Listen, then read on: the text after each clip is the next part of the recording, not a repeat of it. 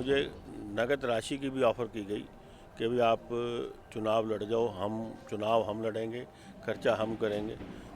जयप्रकाश गुप्ता जी चुनाव लड़ रहे थे और 1996 में भगत राम जी मेरे पास आए। उन्होंने 4 लाख रुपए मेरी टेबल के पे रख दिए थे। मैं ये ऑन रिकॉर्ड कह रहा हूँ कि आप चुनाव लड़ो, मेरे भाई के साथ संबंध नहीं है। अगर पार्टी इस तरह आपको दरकिनार करती है तो इस बार भी आप पार्टी से बंधे रहेंगे? कि करनाल की जनता ये अपेक्षा करती है कि इस बार अशोक सुखीजा मेयर पद के चुनाव, ये जनता की आवाज़ है। जनता की आवाज़ तभी आती है जब व्यक्ति समाज से जुड़ा होता है। कहीं ना कहीं थोड़ा सा मन के ऊपर एक बोझ लगता है, भी क्या कारण है। जैसे मैंने पहले कहा कि एक्सक्यूज़ देने के लिए भाग्य का सहारा लिया जाता है।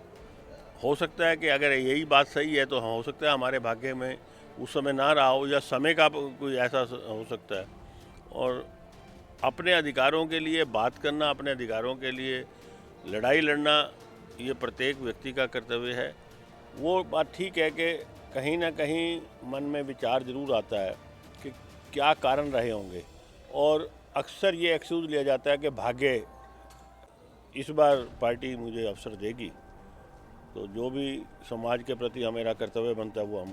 2024 की अगर बात करें तो 2024 में, क्योंकि मनोहर लाल उससे पहले ही करनाल से लोकसभा का चुनाव लड़ चुके थे, उसके बाद मुख्यमंत्री के बारे में भी ये चर्चाएं थी कि वो यहाँ से चुनाव नहीं लड़ेंगे। आपका दावा पूरी तरह से मजबूत था, आपने अपनी दावेदारी भी पेश की थी और आपका नाम पैनल में भी था।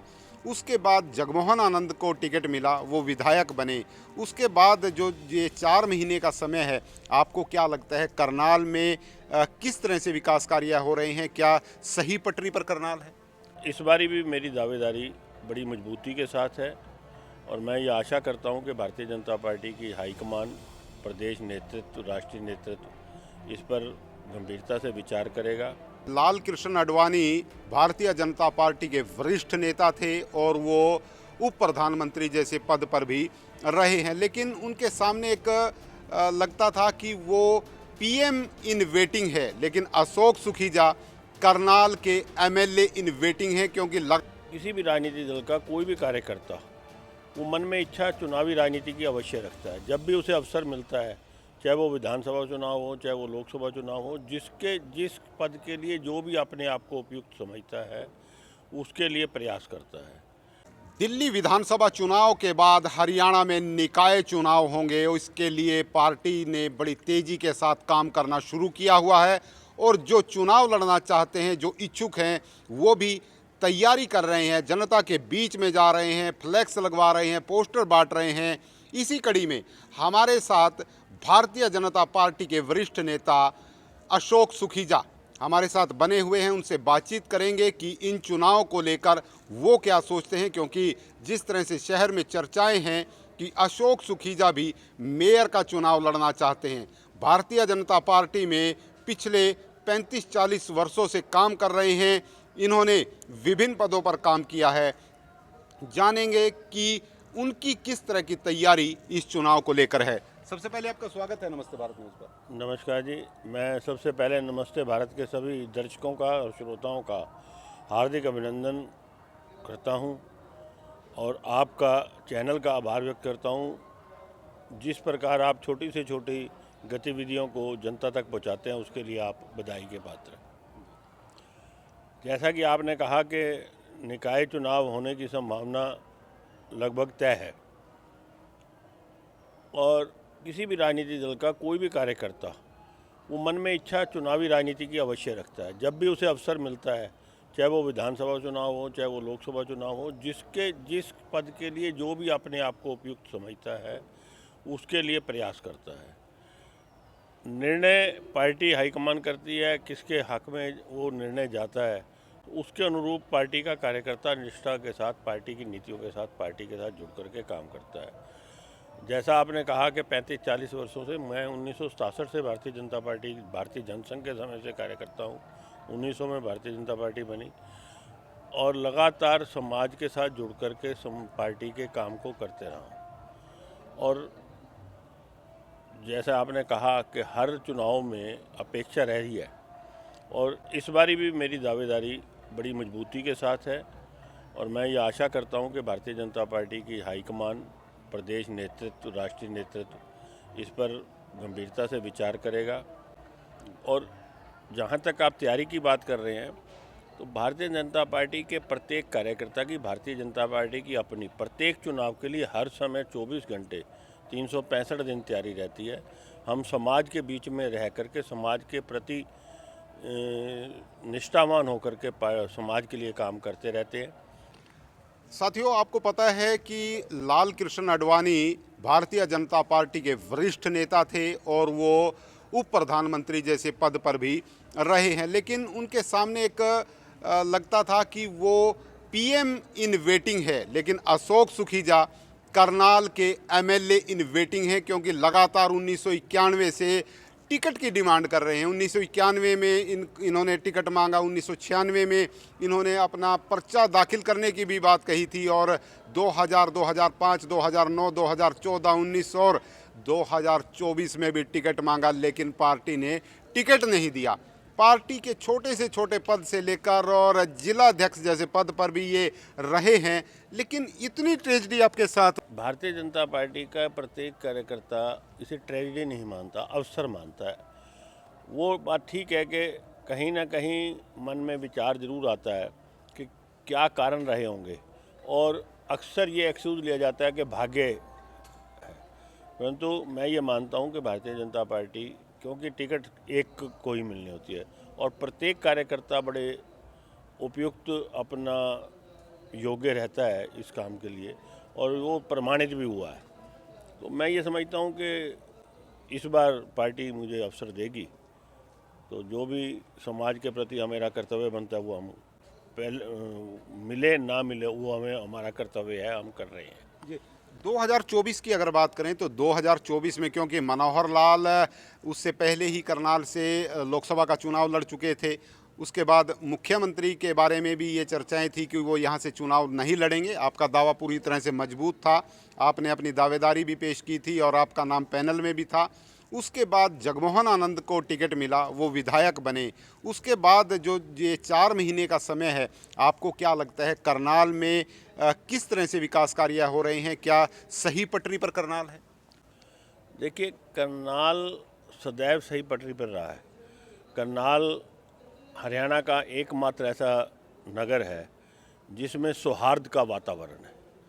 मैं करनाल के जनमानस को अपना सैल्यूट करता हूँ कि यहाँ किसी प्रकार का किसी के प्रति कोई द्वेष नहीं रखता।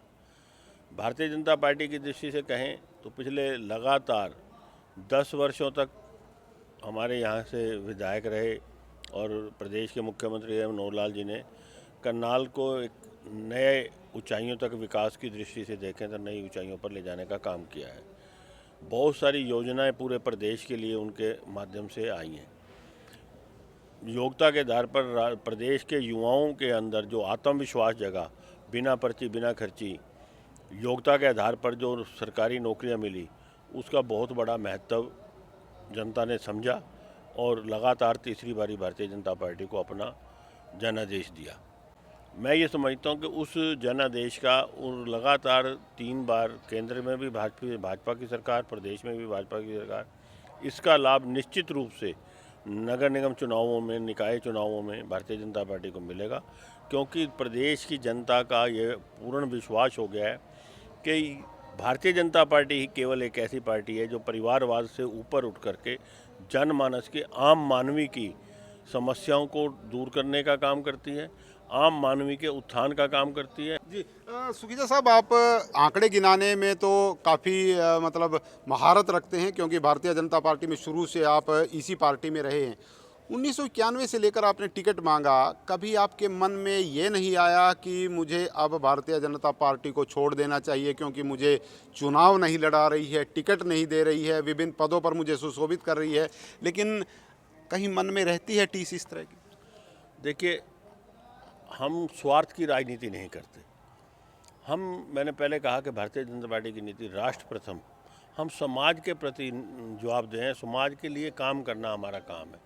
उसके नाते से पार्टी संगठन में रहते हुए समाज के विभिन्न वर्गों में लगातार मैं बना हुआ हूँ, और मैं ये मानता हूँ जैसा आपने अपने संबोधन में भी कहा कि करनाल की जनता ये अपेक्षा करती है कि इस बार अशोक सुखीजा मेयर पद के चुनाव, ये जनता की आवाज़ है। जनता की आवाज़ तभी आती है जब व्यक्ति समाज से जुड़ा होता है। तो इस प्रकार की कोई नाराज़गी पार्टी के प्रति होना कभी भी नहीं होता। कहीं ना कहीं थोड़ा सा मन के ऊपर एक बोझ जैसे लगता है, भी क्या कारण है। जैसे मैंने पहले कहा कि एक्सक्यूज़ देने के लिए भाग्य का सहारा लिया जाता है। हो सकता है कि अगर यही बात सही है तो हो सकता है हमारे भाग्य में उस समय ना रहा हो, या समय का कोई ऐसा हो सकता है। और अपने अधिकारों के लिए बात करना, अपने अधिकारों के लिए लड़ाई लड़ना, ये प्रत्येक व्यक्ति का कर्तव्य है। अपने अधिकारों का हनन ना हो उसके लिए प्रयासरत रहना चाहिए, परंतु अंतिम निर्णय पार्टी हाईकमान का है, उसके साथ रहना ही होता है। जी, कभी जिस तरह से आपने टिकट मांगते रहे, टिकट आपका कटता रहा, कभी विपक्षी दल किसी ने ऑफर की है आपको, भाई आप हमारी पार्टी में आइए और आपको हम चुनाव लड़ाएंगे? हाँ, कई बार हुआ। जब यहाँ से उदय सिंह कश्यप को लोकसभा का उम्मीदवार बनाया गया था, तो एक करनाल के ही आज भी वो प्रतिष्ठित व्यक्ति हैं, उन्होंने मुझे बुलाया कि चौधरी ओम प्रकाश चौटाला जी ने ये कहा है कि हमारे सर्वे में 2 नाम आए हैं जो पंजाबी वर्ग से हो सकते हैं, एक बुल्ले शाह पानीपत से और एक मेरे नाम की। और मुझे नगद राशि की भी ऑफ़र की गई कि भी आप चुनाव लड़ जाओ, हम लड़ेंगे, खर्चा हम करेंगे। परंतु पार्टी क्योंकि पार्टी को हम माँ मानते हैं, पार्टी के संग हम विचारधारा से जुड़े हैं। किसी स्वार्थ की राजनीति मैंने पहले कहा कि हमने नहीं की। ऐसा ही जयप्रकाश गुप्ता जी चुनाव लड़ रहे थे और 1996 में भगत राम जी मेरे पास आए, उन्होंने 4 लाख रुपए मेरी टेबल के पे रख दिए थे। मैं ये ऑन रिकॉर्ड कह रहा हूँ कि आप चुनाव लड़ो, मेरे भाई के साथ संबंध नहीं है। परंतु हमने उस बात को हमेशा ठोकर मारी है, कभी भी ऐसी लालसा में नहीं पड़े।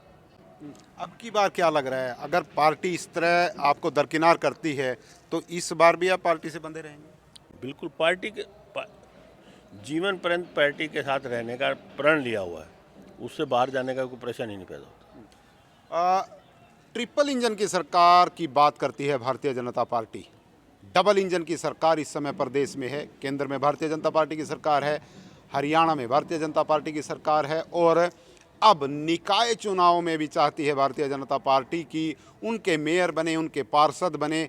तो आपको क्या लगता है, कितनी मजबूती, कितनी हवा भारतीय जनता पार्टी के पक्ष में है? मैंने पहले कहा कि भारतीय जनता हरियाणा प्रांत की प्रत्येक मतदाता का सुदृढ़ विश्वास हो गया कि भारतीय जनता पार्टी एक ऐसी पार्टी है जिसके राज में 10 वर्षों का राज उन्होंने देखा है कि पॉलिटिकल टेरर नाम की कोई चीज़ नहीं है। इससे पहले किसी भी राजनीतिक दल की सत्ता रही तो उसके कार्यकर्ताओं का एक पॉलिटिकल टेरर समाज के अंदर रहता था।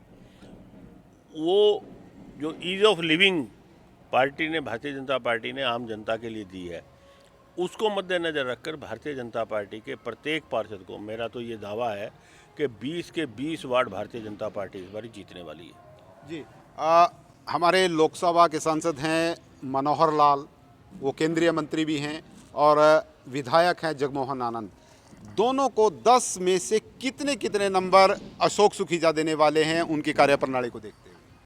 देखिए, आदरणीय मनोहर लाल जी जो कि हमारे मुख्यमंत्री भी रहे और आज केंद्रीय मंत्री हैं, उसके नंबर आप में से पूछ रहे हैं, नंबर तो जनता ने दे दिए। केवल मात्र करनाल लोकसभा क्षेत्र ऐसा है जिसकी 9 की 9 विधानसभा जीती, ये नंबर उनको ही जाता है। वो 100% नंबर अपने आप बन जाता है। और जगमोहन आनंद जी अभी विधायक बने हैं और अभी ऐसा पीरियड कोई आया नहीं, लगातार चुनावी उसमें मोड में चल रहे हैं, चाहे वो दिल्ली विधानसभा का चुनाव हो, चाहे अब नगर निगम के चुनाव हो। तो मुझे ये लगता है कि जनता ने अभी 3 महीने पहले ही, 4 महीने पहले ही उन्हें 100% नंबर दिए हैं, तो वो आज भी 100% पे खड़े हैं, उसमें माइनस वाली तो कोई बात ही नहीं। बहुत बहुत धन्यवाद। एक मजे हुए नेता की तरह सवालों का जवाब अशोक सुखीजा जी ने दिया है और सीधे तौर पर इनकी दावेदारी इन्होंने कही है कि पार्टी अगर उन्हें चाहेगी तो ये मेयर का चुनाव लड़ाएगी। विभिन्न सवाल हमने उनसे किए हैं और उनका जवाब अपने बेबाक राय से इन्होंने दिया है। आप इनके बारे में क्या सोचते हैं? करनाल की जनता इनके बारे में क्या सोचती है? कमेंट के माध्यम से ज़रूर बताएं और हमारे चैनल नमस्ते भारत न्यूज़ को फॉलो ज़रूर करें। विश्वपाल राणा, नमस्ते भारत न्यूज़ के लिए, करनाल।